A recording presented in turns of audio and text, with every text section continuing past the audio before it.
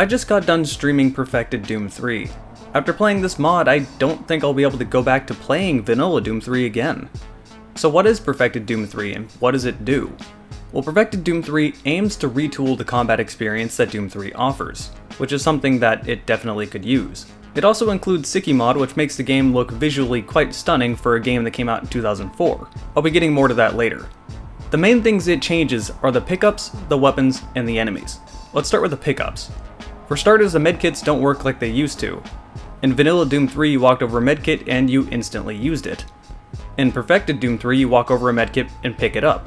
That's what these 4 squares are on the bottom right. Using a medkit will give you 50 health back, and that will use 2 of these blocks. So 4 blocks is 100 health, and then you have to pick up more medkits. The smaller medkits do not fill up one entire block, so this does not make the game too easy. The Berserk Pickup is also different. Instead of using it the moment you pick it up, you just sort of have it in your inventory and can use it at any time you want to. Simply push a button and you're going berserk until it runs out.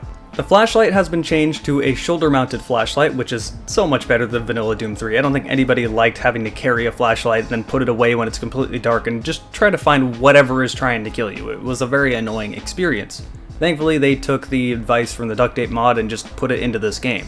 So you have a flashlight out at any given moment, you can turn it on and off whenever you want to, and still have your guns up ready to go. Now let's talk about the guns. Where do I begin with the weapons? They have added so much to every single weapon in the game that it feels like you have 4 times as many weapons that you used to without them actually adding any new weapons. You now have 4 buttons that apply to whatever weapon you are carrying. Not 4 buttons to pull out different weapons, but 4 buttons for the one gun you are carrying in your hand. Let me explain.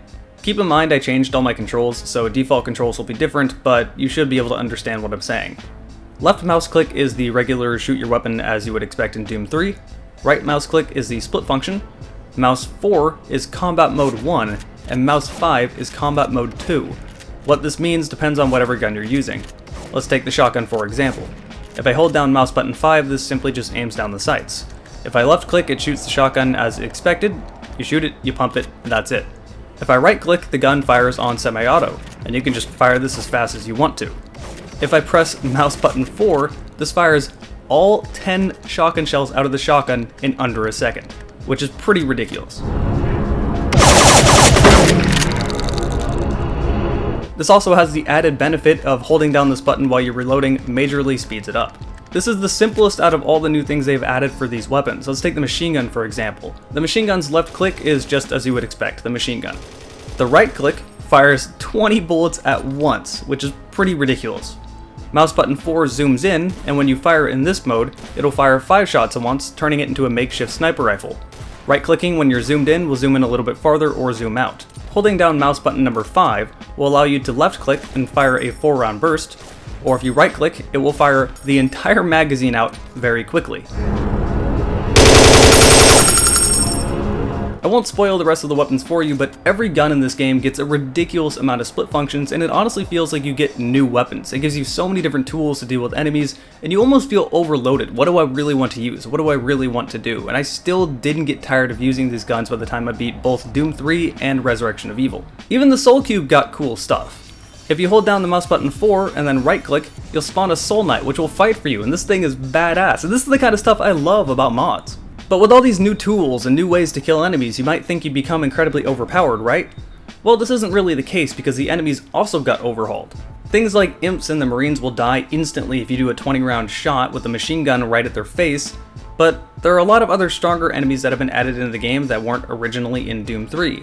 There are the Cloaked Imps that seem to have some sort of an electric shield more or less, not really, but they have more health, so they're harder to kill. Hell Knights certainly have more health, and there's about 4 different variants of them, each one becoming more dangerous, and they actually feel like proper mini-bosses instead of the pushovers they were in vanilla Doom 3. In general, things just seem to do more damage to you, and this sort of rounds out the experience of you may be more powerful and you may feel stronger, but the enemies are also stronger, so things just go a lot faster than they used to, but in a good way.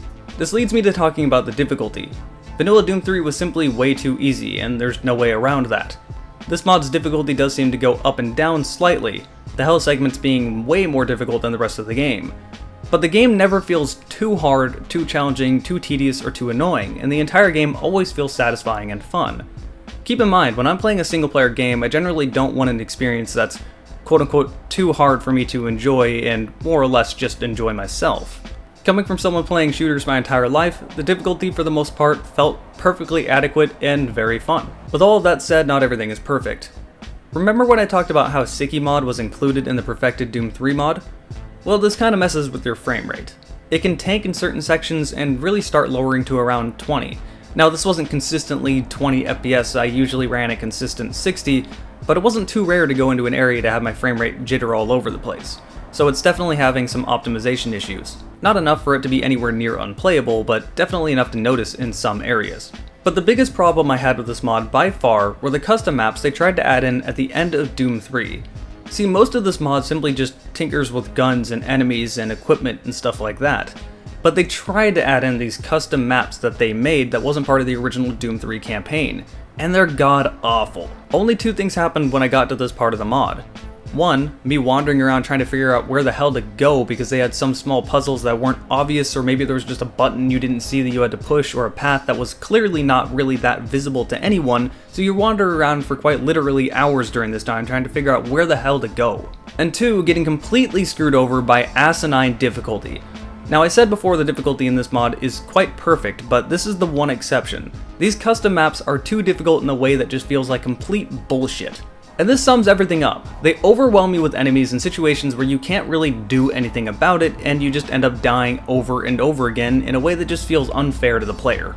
These maps are terrible, and I would recommend finding cheats to skip by them if you plan on playing this mod. It's disappointing because this mod puts you in such high highs, just to drop you into such low lows with these custom maps, just to bring you back up to the highs you got with the original Doom 3 maps once you get out of those terrible segments.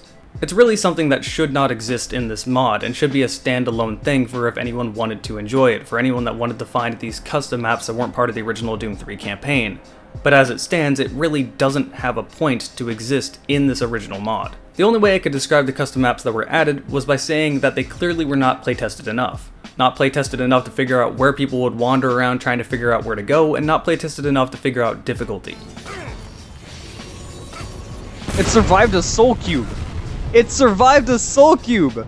But at the end of the day, that's my biggest complaint, and really my only real complaint aside from some optimization issues. As I said at the start of this video, I can't see myself playing Doom 3 without having this mod installed. I would just skip by the custom maps. It's some of the most fun I had with a shooter since probably Doom 2016, but honestly it just made me miss shooters from the late 90s to the mid 2000s. Things like Half-Life and Fear. I really wish I could have some of those back. Anyway, with all of that said, that sums up my review of Perfected Doom 3. If you've enjoyed it, be sure to like, favorite, comment, subscribe, and if you really want to help out this channel, consider the donation links down below in the video information. They would be a huge help to me considering how YouTube's ad situation has been going. There's also a link down below to where you can download this mod if you want to try it out yourself. I would highly recommend it. Thanks for watching, and I will see you next time.